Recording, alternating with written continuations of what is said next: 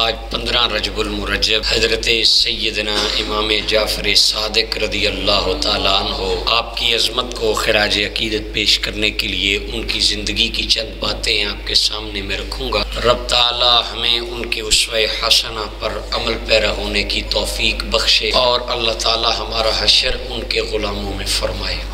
حضرت سیدنا امام جعفر صادق رضی اللہ تعالیٰ عنہ علیہ السلام آل رسول کے ایک مہکتے پھول ہیں۔ سیدنا امام باقر کے بیٹے ہیں۔ وہ امام باقر جو حضرت سیدنا امام زین العابدین کے بیٹے ہیں اور امام زین العابدین مولا حسین کے بیٹے ہیں۔ امام جعفر صادق رضی اللہ تعالی عنہ والدہ کی طرف سے صدیقی ہیں اور والد کی طرف سے علوی اور فاطمی۔ علامہ ذہبی کی کتاب سیر اعلام النبلاء سے میں چند باتیں آپ کے سامنے رکھوں گا۔ علامہ ذہبی فرماتے ہیں امام جعفر صادق کی والدہ ام فروہ ہے جو بیٹی ہے حضرت قاسم کی۔ قاسم بیٹے ہیں محمد بن ابو بکر کے اور محمد بیٹے ابو بکر صدیق کے ہیں، یعنی صدیق اکبر کی پڑپوتی امام جعفر صادق کی والدہ۔ 80 ہجری میں آپ پیدا ہوئے، بعض نے 83 ہجری کا بھی لکھا ہے۔ علامہ ذہبی سیر میں 80 ہجری بیان کرتے ہیں۔ حضرت انس بن مالک اور سہل بن سعد سعدی رضی اللہ تعالیٰ کا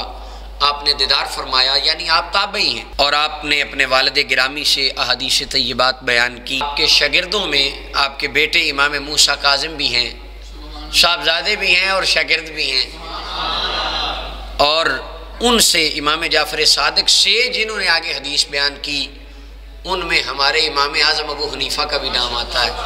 سفیان ثوری، سفیان ابن عیینہ، امام مالک جیسے بڑے بڑے ائمہ امام جعفر صادق کے شاگرد ہیں۔ علم کیمیا کیمسٹری کا بانی جابر بن حیان امام جعفر صادق کا شاگرد ہے، یعنی اندازہ کریں اس علم افزوں یونیورسٹی کا جس کے اسٹوڈنٹ ابو حنیفہ اور جابر بن حیان جیسے ہیں۔ اور حضرت امام جعفر صادق رضی اللہ تعالیٰ عنہ فرمایا کرتے تھے، فرماتے تھے سلونی سلونی، پوچھ لو مجھ سے، پوچھ لو، ابھی ٹائم ہے قبل اس سے کہ میں چلا جاؤں۔ انہو لا یحدثکم احد بعدی بمثل حدیثی، مجھے جیسی باتیں میرے بعد تمہیں کوئی نہیں بتائے گا۔ عمر ابن ابی المقدام کہتے ہیں کنت اذا نظرت الی جعفر، جب امام جعفر صادق کی طرف دیکھتا ان کا چہرہ دیکھ کے مجھے پتہ چل جاتا تھا علمت انہ من سلالۃ النبیین، کہ یہ کسی اللہ کے نبی کی نسل کا کوئی شہزادہ ہے۔ ان کی وضاحت اور ان کا انداز اتنا حسین ہوتا تھا۔ سفیان ثوری کہتے ہیں، کتنا بڑا نام سفیان ثوری کا، 300 سے زیادہ حدیثیں بخاری میں ان کی۔ امام سفیان ثوری کی چھوٹا نام نہیں ہے، بڑا محدث، اور یہ شاگرد امام جعفر صادق۔ فرماتے ایک مرتبہ میں حضرت امام جعفر صادق پاک کی بارگاہ میں آیا، میں نے دیکھا آپ کمرے سے نکلے اور ایک عالی شان جبہ اور دھاری دار بڑا نفیس کپڑا اور عمدہ کڑھائی اور بڑا ایک حسین و جمیل اس کے اوپر ڈیزائن وہ آپ پہن کے، میں دیکھا اور میں دیکھ کر حیران ہو کے کہنے لگا حضور یہ کیا ہے؟ فرمایا ثوری تجھے کیا ہوا ہے؟ میں نے کہا جی یہ اتنا عالی شان بادشاہوں والا لباس یہ تو آپ کے خاندان کا طریقہ ہی نہیں ہے، نانا جان کا تو طریقہ بڑا سادہ تھا، اتنا عالی شان، میں اس بات سے حیران ہوں۔ آپ نے اس جبے کے بٹن کھولے تو نیچے ایک پیوند لگا، سادہ گھسے ہوئے کپڑے کا لباس، میں یہ میرے نانا جان والا نیچے پہنا ہوا ہے۔ اس وقت میں لوگ ایسے تھے کہ فقر کو دیکھ کر محبت کرتے، اعزاز سمجھتے، یعنی دنیا کی بے رغبتی کو وہ لوگ اچھا جانتے۔ اگر آج یہ حالات ہیں جو بندہ لباس میں بالکل سادگی اختیار کرے، وضاحت میں اٹھنے بیٹھنے میں بالکل سادہ ہو، لوگ اس کو حقیر سمجھتے ہیں، تو اللہ کے لیے میں نے نیچے پہنا ہوا ہے اور تمہیں دکھانے کے لیے اوپر والا پہنا، یعنی آپ نے اہل علم کو ایک اپنی عملی بات سے یہ سکھایا کہ ایسا نہ ہو کہ تمہارا لباس اتنا گندا ہو، 16 سال پرانا بغیر دھلا ایک کپڑا تمہارے کندھے پہ ہو اور 20 روپے سیل میں بکنے والی ٹوپی تم نے سر پہ پہنی ہو اور ٹوٹی کینچی چپل پہن کے تم جا رہے اور لوگ کہیں یہ دین والا ہے، تو لوگ کیا آپ سے یعنی تاثر لیں گے۔ مولانا سردار صاحب یہاں پر یاد آتے ہیں، وہ کہتے تھے عالم دین کی جوتی اتنی خوبصورت ہونی چاہیے، اگر کو دیکھے تو پہلے 5 منٹ جوتی کا ڈیزائن دیکھے، شکل بعد میں دیکھے۔ تو یہ لہٰذا گندے کپڑے پہننے کا نام تصوف نہیں ہے، سادہ یعنی کپڑے سادہ سے مراد ہے بالکل ایک لو قسم کا کوالٹی کا لباس پہننا یہ تصور یا فقیری نہیں ہے۔ تو امام جعفر صادق کی زندگی سے ہمیں اپنی سیلف کانفیڈنس بڑھانے کا وہ ایک موقع ملتا ہے، اور اپنا ویل پرسنالٹی رہنے کا ہمیں ایک وہ طریقہ کار ملتا ہے کہ آپ کانفیڈنٹ ہوں اور آپ کا لباس، آپ کی وضاحت وہ اچھی، صاف ستھری اور خوبصورت ہونی چاہیے۔ اچھا، اور اتنے بڑے عالم ہیں کہ آپ فرماتے ہیں مجھ سے پوچھو جو پوچھنا ہے۔ پھر حضرت امام جعفر صادق رضی اللہ تعالیٰ عنہ، آپ حق بات کہنے میں کتنے بڑے عظیم ایک لیڈر تھے، یعنی اپنے خیالات کا اظہار وہ ڈنکے کی چوٹ پہ کیا کرتے تھے۔ کہتے ہیں علامہ صاحب بھی کہتے ہیں حضرت امام جعفر صادق ایک مرتبہ تشریف فرما تھے تو منصور بادشاہ آ گیا، ایک مکھی بن بنا کر اس کے اوپر بیٹھے، وہ اڑائے وہ پھر آ کر بیٹھ جائے، وہ پھر اڑائے وہ پھر بیٹھ جائے، بار بار یہ سلسلہ چلتا رہا۔ وہ تنگ آ گیا اور کہنے لگا امام جعفر صادق کو، لما خلق اللہ الذباب، جعفر صادق یہ اللہ نے مکھی بنائی کیوں ہے؟ فرمایا لیذل بہ الجبابرہ، تاکہ تجھ جیسوں کو اللہ بتائے کہ بادشاہی تمہاری نہیں، حقیقت میں اللہ کی ہے۔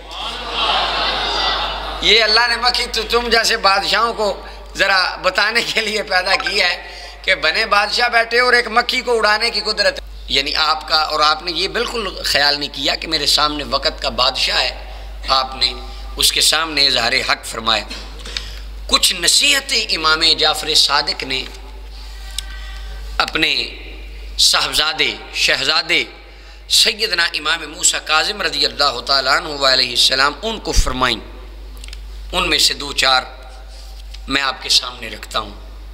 آپ نے فرمایا، یا بنیہ، اے میرے پیارے بیٹے موسیٰ کاظم، من قنع بما قسم لہ استغنا، جو قناعت اختیار کر لے بندہ اپنے رزق پر، جتنا اللہ نے دیا راضی ہو گیا، فرمایا وہ بندہ بے نیاز ہو جاتا ہے، اس کی فکریں ختم ہو جاتی۔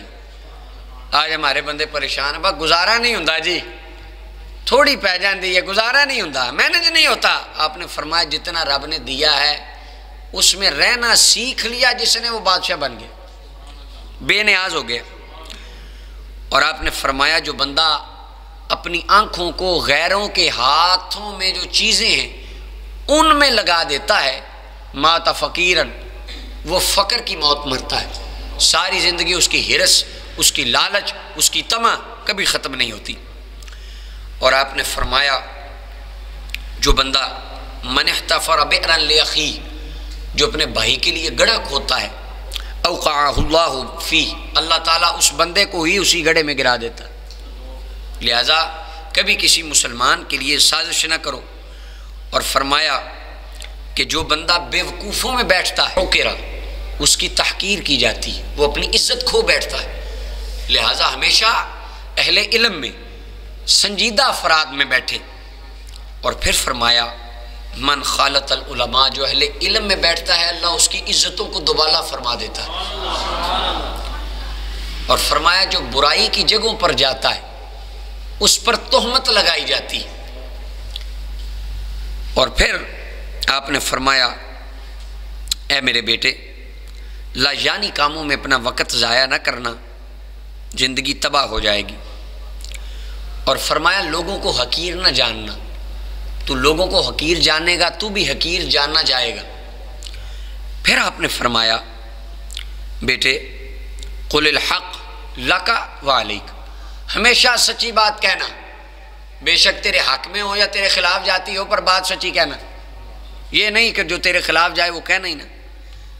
اور پھر فرمایا بیٹے اپنے قریبی دوستوں سے ہر کام میں مشورہ کرتے رہنا، قرآن کی تلاوت کرتے رہنا، سلام پھیلاتے رہنا، اچھائی کا حکم دیتے رہنا، برائی سے منع کرتے رہنا، جو تعلق توڑے اس سے ملتے رہنا، جو خاموش ہو جائے بلانے میں ابتدا کرتے رہنا، جو دے تجھے یعنی جو مانگے اس کو عطا کرتے رہنا۔ اور فرمایا چگلی سے نہ بچنا، نیکوں کے پاس جانا، برے لوگوں کے پاس نہ بیٹھنا، یہ کرے گا اللہ دین و آخرت میں عزت عطا فرمائے گا۔ اور امام موسیٰ کاظم نے ساری زندگی اپنے ابا جان کی وصیتوں پر عمل فرمایا۔ اور اللہ تعالیٰ نے ان کو یہ مقام دیا. تاریخ بغداد میں ہے، امام خلال کہتے ہیں جب کوئی مشکل کام آتا ہے امام موسیٰ کاظم کی قبر پہ دعا کرتا ہوں، اللہ مشکل حل فرما دیتا ہے. تو یہ حضرت امام جعفر الصادق رضی اللہ تعالیٰ عنہ، امام بخاری نے کتاب الادب میں ان کی احادیث کو ذکر فرمایا. اور علامہ ذہبی اصول حدیث کی ایک بات علامہ ذہبی کہتے ہیں کہ یحییٰ بن سعید وہ فرماتے ہیں کہ مجھے امام جعفر صادق نے اور مجالد نے کچھ احادیث بتائیں. مجالد کی روایتیں امام جعفر کی روایتوں سے زیادہ اچھی تھی. علامہ ذہبی کہتے ہیں ہذہ من ذلقات یحییٰ القطان، یہ یحییٰ بن سعید القطان کی غلطیوں میں سے ایک بہت بڑی غلطی ہے. بل اجمع ائمۃ ھذا الشان علی ان جعفر اوثق من مجالد، محدثین کا اجماع ہے امام جعفر صادق امام مجالد سے زیادہ ثقہ ہیں.